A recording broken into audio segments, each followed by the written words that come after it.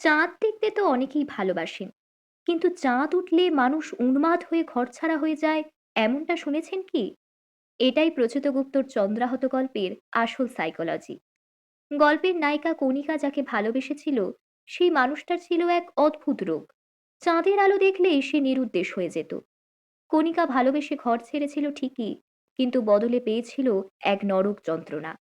তবে এই গল্পের প্লাস পয়েন্ট এখানেই, কারণ এটা আমাদের শেখায় যে জীবন শত কষ্টের মাঝেও আমাদের একটা সেকেন্ড চান্স দেয়। সেই সুযোগকে কাজে লাগিয়ে আমরা আবার ঘুরে দাঁড়াতে পারি।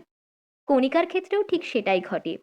কিন্তু টুইস্টটা এখানেই, ১৭ বছর পরে সে তার মেয়ের কাছ থেকে তার কলেজের প্রিয় বন্ধু সম্পর্কে এমন কিছু তথ্য জানতে পারে যা তার পায়ের তলার মাটি সরিয়ে দেয়।